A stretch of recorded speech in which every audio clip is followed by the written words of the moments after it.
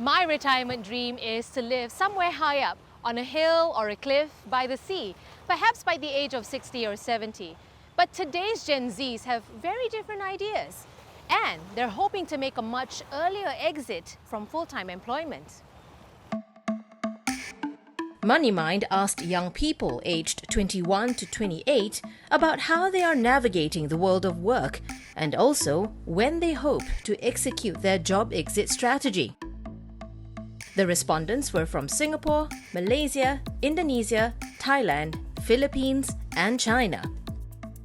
The majority of respondents said they plan to retire by the time they hit their 50s.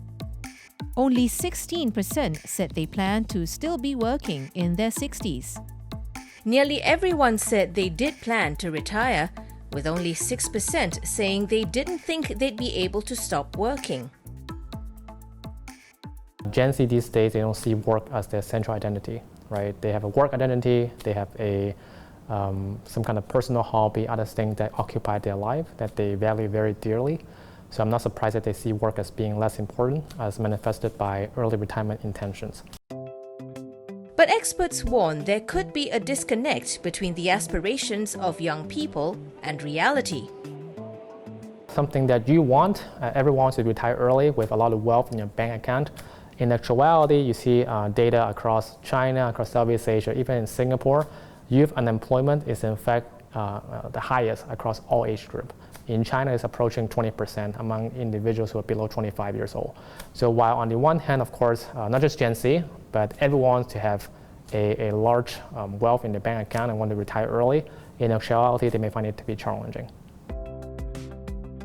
Across the countries, young people said their preferred work arrangement is to have a full-time job.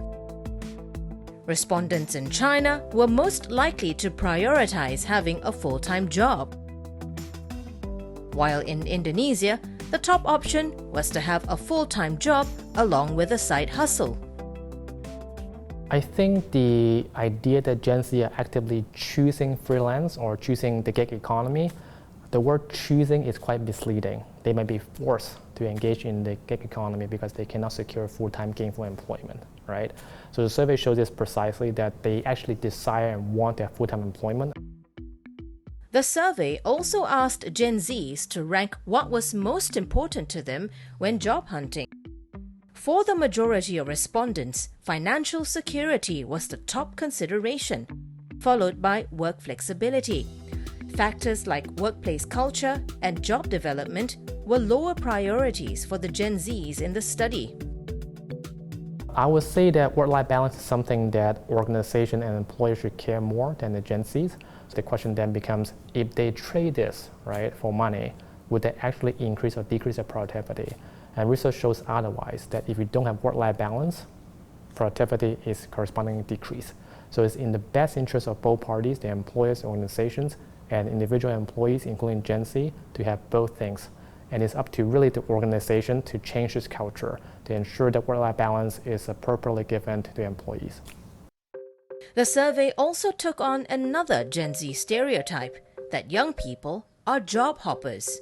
Across the 6 countries, the least popular option was staying in a job for less than 1 year. Instead, the majority of respondents said they wanted to stay in a job for at least 3 years. When it comes to leaving for another job, Singaporeans were the most footloose. But even they said they wanted to stay for a mean period of 2.9 years, while young workers in China were the ones willing to stay the longest, a mean optimum period of 4.6 years. They are more sure of what they want. Like, they know that they want financial benefits, they know that they want more autonomy, they know that they want some kind of work-life balance. And if the organizations that they go into do not offer that, then they are very certain that they don't want to stay here for long. I think that's what's happening.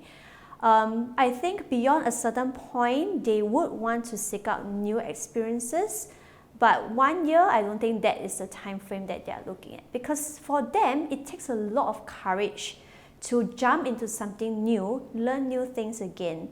So there's also a cognitive load on their part that I think not a lot of people are willing to invest so much into to join, learn a lot, quit, then learn a lot again. It's actually quite cognitively taxing. So while the survey shows that Gen Zs have many broadly similar needs and wants, employers also need to consider regional variations.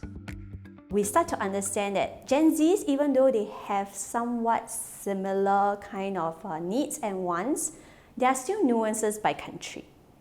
So for companies that are multi-regional, multinational, they may want to try to start looking at all these national differences and cater all their policies to be more tailored to different employee segments. So for example, since China really wants things like recognition, then they may want to think about having more avenues for recognition, for example. Whereas for people like Singapore and stuff like that, they want financial benefits, so that's something that they can look into, like having benchmarkable salary rates.